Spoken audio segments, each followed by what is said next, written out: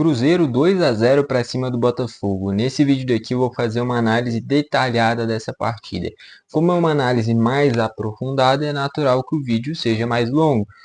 Eu não sei quanto tempo de vídeo tem, mas deve ter em torno aí de uns 20 minutos, por exemplo. Caso você queira ver uma análise mais curta, mais resumida, já foi postado um vídeo de em torno de 3, 4 minutos, que é mais resumido. Eu gosto mais desse formato de vídeo porque a gente aprofunda mais, analisa de fato melhor como que foi a partida.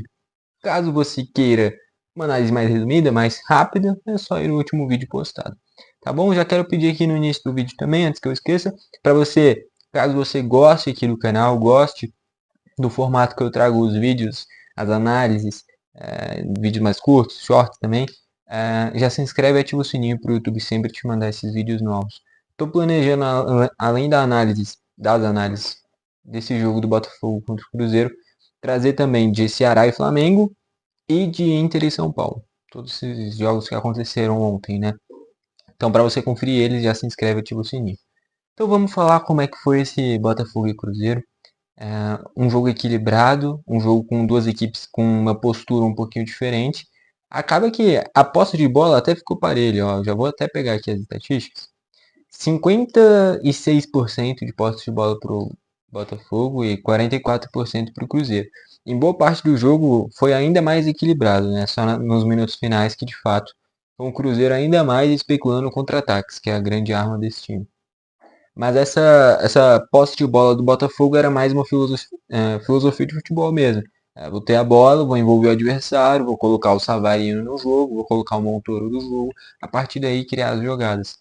As jogadas perigosas do Cruzeiro não são assim. As jogadas perigosas do Cruzeiro são jogadas de transição. E eu acho que o Cruzeiro vai sofrer bastante, e já começou a sofrer, contra adversários que jogam fechadinhos. Eu já estava pensando nisso no jogo que foi Cruzeiro e Juventude, só que o Juventude foi massacrado, né? 4-0 o Cruzeiro, não teve nem graça. Mas ali eu já achava que poderia se complicar porque foi o primeiro jogo depois do Cruzeiro já se consolidar como um forte candidato ao título, em que era um Cruzeiro forte favorito enfrentando uma equipe que deveria jogar fechadinha. Mas ali o Cruzeiro se deu bem.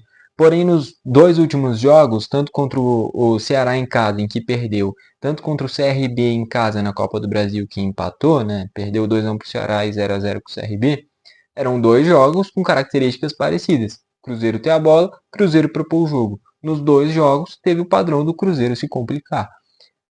Então, assim, eu acho que nesse formato de jogo é onde o Cruzeiro mais deve se complicar. Esse tipo de jogo de transição, em que o Cruzeiro encontra espaços, é mortal, ainda mais com a fase que o Caio Jorge está. O Caio Jorge vive com certeza o melhor momento da carreira dele. Só ver como foi o segundo gol, jogada de transição. Esse tipo de gol dificilmente aconteceria contra o CRB, contra o Ceará, porque seriam equipes mais fechadas e esses contra-ataques não aconteceriam, né? Enfim, acaba que esse formato de jogo é bom para o Cruzeiro. O famoso jogo grande é bem adaptável para esse time do Cruzeiro porque você tem esses espaços para explorar, né? Falando como é que foram os gols, os dois gols no primeiro tempo. O primeiro gol é uma falha muito grande do Botafogo. Lógico, o Cruzeiro tem méritos. Se você fez gol, você tem méritos. Mas na minha visão é uma falha muito grande do Botafogo. Surge no John, o John que está sendo especulado, que vai ser negociado com o futebol inglês, é um objetivo dele, né? O West Ham parece que é a equipe que está mais próxima dele. Eu acho que o West Ham é um bom destino. O goleiro atual do West Ham é o Areola, aquele mesmo, ex-Real Madrid, ex-PSG. Não é nada demais não. É bom goleiro, mas a gente só olha e fala, Areola. Porque o cara é estrangeiro, mas é um cara que falha muito também. O John, se fosse pro West Ham, chegaria assim para brigar por posição. Só que aí é uma escolha, né? Porque ele hoje tá próximo de se tornar ídolo nesse time do Botafogo. Em quesito títulos, é o maior goleiro da história do Botafogo. Só que se perguntar para qualquer botafoguense, com certeza falaria que o maior goleiro da história do Botafogo é o Jefferson. Mesmo não tendo ganhado o que o John ganhou, isso que o John ganhou em bem menos tempo, né? O Jefferson sempre teve vários Botafogos sofridos. O John chegou no melhor Botafogo da história. Mas enfim, ele falha nesse primeiro gol. Ele vai tentar sair jogando rápido, ele erra nessa saída de jogo. É um meio de campo que foi mole do Botafogo, muito espaço para encontrar o Kaique lá no lado esquerdo. ele cruza bem, mas ali a marcação também vai mal. O Barbosa vai mal e o Alex Telles também deixa o Christian antecipar ele. O John ainda erra na jogada de não conseguir cortar a bola e deixar o gol livre, não defendeu e nem cortou a trajetória da bola. E o Alex Telles também, nem incomodou. É um primeiro gol bem passivo do Botafogo. Um jogo grande não pode tomar esse primeiro gol da forma como foi. Erro na saída de jogo, jogadores não chegando com a intensidade necessária. E ali o Cruzeiro abre o placar. E que nem eu falei, esse molde de jogo do Cruzeiro poder contra-atacar é o que o Cruzeiro precisa, tá bom? E eu acho que esse pode ser o grande problema do Cruzeiro nessa briga pelo título, que nem eu falei. Quando enfrentar equipes mais fechadas, eu acho que esse Cruzeiro vai se complicar. E esse é um problema que, por exemplo, o Flamengo não tem. O Flamengo contra equipes fechadas se dá bem, porque é uma equipe já adaptada a isso, tem caras com uma criação inicial espetacular. E o Cruzeiro vem se notabilizando como esse time de transição. O segundo gol é nos minutos finais do primeiro tempo, uma jogada em que é um corte e o Caio Jorge faz uma jogada espetacular para cima do Barbosa. É um lance onde o Barbosa erra e é um jogo bem ruim do Barbosa. Desses últimos tempos, na minha visão, foi o pior jogo do Barbosa. Talvez, com certeza. Talvez com certeza não dá, né? Com certeza o pior jogo do Barbosa nesses últimos tempos. Porque ele já estava amarelado, em um erro em que o Caio Pantelão dá um passe na fogueira, meio de 3 dedos para tirar da marcação, só que aí o ponta, que era o Christian, que estava no lateral, né, que estava no Alex Telles, percebe a bobeada do Barbosa com o Caio Pantelão, antecipa, Pantaleão, né? Antecipa e aí o Barbosa erra o bote e leva amarelo. E nessa jogada, se ele faz a falta no Caio Jorge, era para segundo amarelo, estaria expulso. Ele opta por não fazer a falta, toma 2-0, ali o jogo praticamente morre. Ali é uma decisão muito difícil, cara. Ou o zagueiro é expulso e o time tem que jogar mais de um tempo com um jogador a menos, ou ele não faz a falta e torce para a defesa se recompor. E a defesa se recompôs. Chegou 3 jogadores do Botafogo contra 2 do Cruzeiro. Os dois eram o Caio Jorge e o Matheus Pereira. Só que a zaga do Botafogo, de novo, muito desatenta. Todo mundo olhou para a bola e para o Caio Jorge. O que chegou mais próximo de desarmar o Matheus Pereira foi o próprio Barbosa, que era o cara que já tinha ficado para trás lá na frente. Então mostra essa falta de noção da jogada mesmo, né? Todo mundo foi ali olhando a bola e o Caio Jorge já ficando sem ângulo, rolar a bola para trás e o Matheus Pereira sozinho faz ali o 2-0 que fechou o placar nesse 2-0, né? Teve um pênalti marcado pelo Matheus Candansan, árbitro da partida, em que depois foi anulado. Um pênalti que é bem discutível, mas na minha forma de enxergar futebol é muito claro que não foi pênalti. É um lance em que o Arthur domina, antecipa a jogada, o Lucas Romero ia dar um bicão na bola. O Arthur antecipa, e aí o Lucas Romero retira a perna, tem um pequeno contato. Eu não acho que seja o suficiente para derrubar o Arthur. O juiz afobado, o famoso apito nervoso, dá o pênalti. E aí o VAR chama para corrigir e aí o pênalti é anulado. Tanto é que é um lance discutível porque no jogo do Inter contra o São Paulo é incrível, né? Porque em questão de menos de 2, 3 horas teve um lance igual. E nesse lance do jogo do Inter contra o São Paulo foi marcado. E nesse contato do Lucas Romero com o Arthur foi um contato até maior do que foi no do jogo do São Paulo, em que depois termina no gol do Inter, do Bruno Tabata, né? Pênalti no Carboneiro. Mas esse contato do Lucas Romero foi até mais falta. Foi até mais forte, aliás, né? Mas nenhum dos dois para mim foi pênalti. Enfim, esse é um dos grandes quesitos da reclamação com a arbitragem brasileira e a arbitragem no geral no mundo, né? Que principalmente no Brasil, né? Que é onde a gente acompanha bastante. Que em um jogo você marca uma coisa e em outro jogo você marca outra coisa. Não tem essa padronização e é natural. Só teria como cobrar isso se fosse o mesmo árbitro apitando todos os jogos, né? E como a regra tem muitas coisas que são interpretativas, acaba que erram. Mas se eles assistissem os outros jogos, né? Se por exemplo o árbitro do jogo do Inter contra o São Paulo tivesse assistido Botafogo e Cruzeiro, que era o Alex de Stefano, se eu não me engano. Alex Stefano. De Stefano era o jogador do Real Madrid. Provavelmente não teria marcado o pênalti, né? Porque ele teria visto que teve um lance igual em que não foi marcado. Mas enfim, essas polêmicas de arbitragem. No geral, pra mim, não foi pênalti. Isso é algo que você pode comentar nos comentários, né?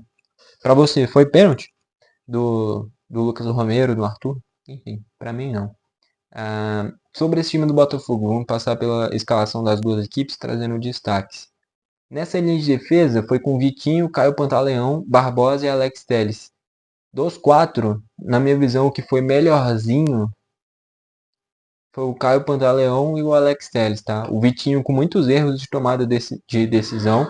É um cara que veio do Burnley, é um cara com passagem de Premier League, mas eu acho um jogador comum, tá? Não vejo nada demais no Vitinho. Ele pode ter até um potencial físico bacana, um cara que chega toda hora à frente, mas capacidade técnica ele é um jogador comum na minha visão. A partida do Barbosa bem abaixo, prejudicou o time. O Caio Pantaleão, mediano, não fez nada demais. E o Alex Telles do meio para frente deu duas finalizações até que perigosas, mas defensivamente foi mal. O gol do Christian foi antecipando ele. Eu não falei do gol, no gol foi o John fez uma atuação ruim. O meio de campo com o Alan e o Marlon Freitas, eu achei que o Alan não conseguiu se impor nesse meio de campo, uma coisa que eu percebi é o padrão do Arthur Jorge ainda nesse time, que o Alan tá fazendo a função do Gregory.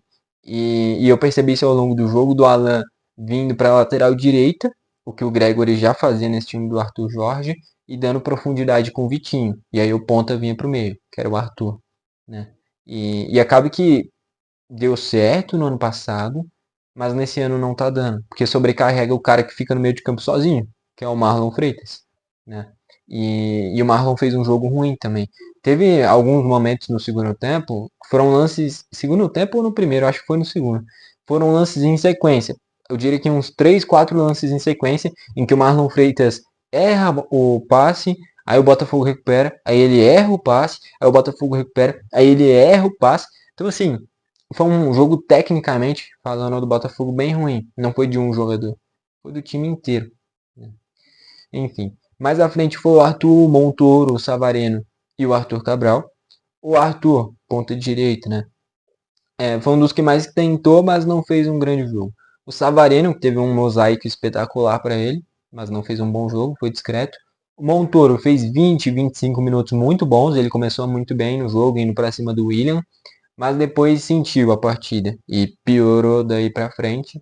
Né? No geral, não foi uma boa atuação, por mais que tenha iniciado bem. Inclusive, Montoro e Savarino é muito interessante, principalmente se fosse o Joaquim Correa no lugar do Savarino. Eu acho que Joaquim Correa e Montoro seria uma dupla espetacular. Ou até Joaquim Correa, Savarino e Montoro. Você perde o cara do drible, do desequilíbrio, porque os três têm capacidade de criação. Mas ganha uma qualidade no passe, uma qualidade de condução de bola e de finalização espetacular. Né? Perde um pouquinho de profundidade, mas dá para usar isso com o Vitinho e com o Cuiabano quando entrar no lugar do Alex Telles. Enfim. E mais à frente o Arthur Cabral fez um jogo ruim. Não tem muito o que falar. Muito esforço, é verdade, ajudando na recomposição, dando carrinho, mas tecnicamente não recebeu muito a bola também, né? Não fez um grande jogo. O Cuiabano se esforçou, mas não fez nada demais. O Newton, bom jogador, fez um belo Brasileirão. Por mais que o Criciúma tenha sido rebaixado no ano passado, ele foi bem. Não fez nada demais no jogo. O Joaquim Correa foi um dos que mais tentou quando entrou, flutuando pelo meio, vindo da direita para o meio, né? Entrou bem até. O Danilo quase fez um gol, né? Que tem uma finalização, o Cássio defende e na sobra o Fabrício e o Bruno conseguem antecipar. Mas eu acho que é questão de tempo para o Danilo virar titular. Não sei se no lugar do Alan ou no lugar do Marlon Freitas. Pelo estilo de jogo, combinaria mais entrar no lugar do Marlon Freitas. Não sei até que ponto o David Ancelotti vai ter coragem de tirar o Marlon desse time. Que é o cara que está há mais tempo, é o cara mais identificado com esse time do Botafogo, né? Mas tecnicamente falando, eu acho que o Botafogo evoluiria com o Danilo. Só que perderia essa identificação do único cara que resta, que está há mais tempo nesse time, né? E se entrasse no lugar do Alan, ia perder o poder defensivo do Alan, né? Enfim. E entrou também o Davi Ricardo na zaga, no lugar do Caio Pantaleão. E o Davi Ricardo entrou bem, é bom zagueiro que veio do Ceará. Olhando para o lado do Cruzeiro, começando pelo gol do Cássio, pouco exigido. O Cruzeiro se defendeu muito bem. Os dois laterais, o Kaique e o William, muito bem. O William sofreu no início do jogo com o Montoro, mas depois evoluiu. E na esquerda, o Kaique fez uma baita atuação. O Cruzeiro perdeu o Marlon, veio para o meu Grêmio. No Grêmio ele está arrebentando. Mas eu sei que no Cruzeiro a torcida já não gostava muito dele. Ele saiu meio queimado do Cruzeiro. Mas no Grêmio ele é muito identificado e tá jogando muito bem. E o reserva do Kaique é o Cauã Moraes, não é? Deixa eu ver aqui. Não tô achando o reserva. Kaique Correia? Não, Cauã Prates. Cauã Prates, que é um moleque ainda mais novo que o Kaique, né? Dois laterais esquerdos jovens. E o Kaique tá muito bem, é um cara que defende bem no geral e atacou bem também na partida. A dupla de zaga com o Vigialba e o Fabrício Bruno. Finalmente o Cruzeiro hoje pode falar que tem uma dupla de zaga. Quando se trouxe o Fabrício Bruno, sabia que ele ia ser titular. Mas em muitos momentos a dupla dele era o Jonathan Jesus e outros caras. Mas o Vigialba se encontrou, é um baita zagueiro, canhoto, tem qualidade, é muito esforçado. O Cruzeiro tem uma bela dupla de zaga. Só queria destacar uma coisa. Cara, eu odeio o Fabrício Bruno. Odeio não, eu não odeio ninguém. Mas eu desgosto, eu não gosto do Fabrício Bruno. E aí eu não tô nem falando da parte do futebol, porque ele é bom zagueiro. Mas é como pessoa mesmo. A marra dele, o ego dele, a calvície dele. Mas enfim, ele é bom zagueiro, mas ele acha que é, sabe? Eu acho que até o torcedor do Cruzeiro vai concordar comigo nisso daí. Enfim, eu não gosto do Fabrício Bruno nessa parte extra futebolística até. Porque ele é bom zagueiro. Só que essa marra dele é um negócio inacreditável, cara. Enfim, a dupla de volantes com o Lucas Silva e Lucas Romero. Uma coisa que é incrível é que o Lucas Silva saiu do meu Grêmio e foi pro Cruzeiro. No Grêmio o que faltava para ele era velocidade e essa combatividade no meio de campo. E no Cruzeiro sobra isso, muito esforço. É um cara que é muito. É que nem eu falei do Marlon. Tem cara que, querendo ou não, vai dar certo em alguns lugares e errado em outros. O Lucas Silva teve alguns momentos bons no Grêmio, mas em grande parte da passagem dele pelo Grêmio foi um cara que a torcida não gostava, porque é um cara que chegou com uma expectativa muito alta, mas não tinha a velocidade, não tinha a marcação e sempre chutava para fora. A jogada especialista do Lucas Silva no Grêmio era o chute de longe para fora. E no Cruzeiro não, ele tá chegando. Chegando não, tá jogando muito bem. Não próximo do auge dele, lá pra 2014, 2015. Mas tá jogando muito bem, tá agregando muito pra esse time. Vai ser difícil o Matheus Henrique recuperar a vaga nesse time. E o Matheus Henrique, se for recuperar, eu diria que ele vai pegar a vaga do Christian. Mas Lucas Silva e Lucas Romero eu acho que não saem do time, tá bom? Só que quando o Cruzeiro for enfrentar essas equipes mais fechadas, que nem eu falei, que eu acho que faz sentido tirar o Lucas Silva e com o Matheus Henrique. É um cara mais jovem, enfim. Mas num padrão normal do Cruzeiro, enfrentando um adversário de nível mais parelho, eu acho que sairia o Christian para a entrada do Matheus Henrique. No momento não, né? No momento o Matheus só é reserva. Mas quando se voltar para o padrão natural das coisas, eu acho que o Christian pode perder a vaga para o Matheus Henrique. Por mais que esteja jogando muito bem. Quem ganha é o Cruzeiro. Vem se reforçando. Um grande reforço do Cruzeiro até o momento, nessa janela, é a volta do Matheus Henrique, né? Até porque não contratou ninguém. Então, esse é o reforço. Enfim, e o Lucas Romero muito bem, quase fez o pênalti, mas muito bem no jogo, uma grande liderança desse time. Pelas pontas o Wanderson e o Christian, aí é uma posição que o Cruzeiro acho que até mesmo sabe que precisa contratar, que é o ponta do desequilíbrio, do drible. Porque o Wanderson tem isso e ainda tem um comprometimento defensivo. O Christian é um volante jogando mais aberto para cobrir a liberdade do Matheus Pereira. É assim que eu enxergo. Para dar liberdade para o Matheus Pereira, é colocado um cara que ajuda mais defensivamente pela direita. Né? Pelo menos é isso que eu enxergo. Mais à frente, Matheus Pereira, para mim, o craque do jogo, fez uma grande atuação. E o Caio Jorge com mais uma assistência. O Brasileirão do Caio Jorge. Até bati no microfone, eu acho que deve ter dado um ruído aí. Foi mal. O Caio Jorge, para mim, é disparado o craque do Brasileirão, tá bom? Pode falar quem for. O Cruzeiro pode acabar em terceiro, quarto colocado. Mas até o momento, o craque do Brasileirão, para mim, é sem dúvidas o Caio Jorge. Entraram Marcos Vinícius Oliveira Alencar, o Marquinhos. Esse é um bom escape de desequilíbrio, de drible. Mas já faz tempo que o Marquinhos não vive grande fase. Para todo lugar que o Diniz vai, ele chama ele. Né? Daqui a pouco ele tá no Vasco, então. Enfim, mas é um bom reserva, né? Da velocidade, se entrega bastante. Matheus Henrique, voltando de lesão, entrou no finzinho. O Eduardo também, ex-Botafogo, entrou no finzinho. O Lautaro Dias, coitado, jogou 2 minutos. Mas, enfim, é pra pegar ritmo. Não entrou o Gabi, por exemplo, já pensando no CRB. Recuperar o Lautaro Dias pode ser importante. Porque é um cara que já mostrou no Del Valle que é bom jogador. Mas é o que eu falei, que lugares que o jogador joga bem, lugares que ele joga mal. O Lautaro até agora não rendeu com a camisa do Cruzeiro. Por mais que seja bom. Estatísticas, vamos passar aqui, ó. 11 chutes do Botafogo, sendo 2 a gol. pouco, né? 11 chutes do Cruzeiro também, sendo 4 a gol. 2 gols, 2 defesas do John. Posse de bola 56% para o Botafogo, 44% para o Cruzeiro. O Botafogo teve mais passes, precisão de passes maior. Faltas, teve 15 do Botafogo tendo 3 amarelos, 7 do Cruzeiro tendo 2 amarelos. O que isso representa? O Botafogo teve mais do que o dobro de faltas. É o que eu falei, o estilo de jogo das equipes. O Cruzeiro, ele recompõe muito rápido, ele se defende muito bem. Normalmente, quando se tem uma falta no futebol, é quando você está matando um contra-ataque, quando você vê que o jogador está encontrando espaço, e aí você mata a jogada. Então, que nem eu falei, 15 faltas do Botafogo retrata bem isso. Essas jogadas de transição do Cruzeiro.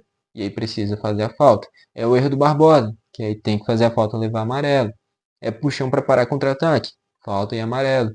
Então, essa quantidade de faltas é justamente por estar exposto. E o Cruzeiro é especialista em atacar esses espaços. Impedimentos, 1 para o Botafogo, 2 para o Cruzeiro. E é o fator negativo de explorar essas brechas. Muitas vezes os caras vão dar esse passinho à frente, né? Escanteios 6 do Botafogo, 5 do Cruzeiro, equilibrado também. No geral, um jogo equilibrado, até na posse de bola foi equilibrado, mas com postura diferente, né? O Botafogo tinha a bola e buscava criar suas chances através dela. O Cruzeiro até tinha a bola, mas criava as suas chances a partir do momento que estava sem ela. E aí, nessas jogadas de transição, encontrava os espaços. Com esse resultado, o Cruzeiro está na segunda colocação com 37 pontos, empatado com o Flamengo. O Botafogo está na sétima colocação com 26 pontos. Esse era um jogo de 6 pontos, porque agora a margem do Botafogo para o Cruzeiro é 11 pontos. É muita coisa. Eu sei, a gente ainda está querendo ou não, ainda no primeiro turno. O Botafogo com jogos a menos, inclusive.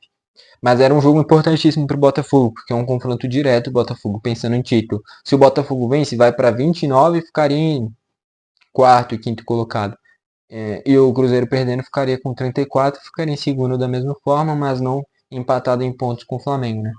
Era um resultado importantíssimo para o Botafogo. Não veio. Mérito do Cruzeiro, um time muito bem treinado. 3 pontos na conta do Cabuloso. Tá bom? Gostou do vídeo? Deixa seu like. Não gostou? Deixa o dislike. Não esquece de se inscrever e ativar o sininho para o YouTube te mandar os vídeos novos. Foi esse o vídeo. Valeu e falou.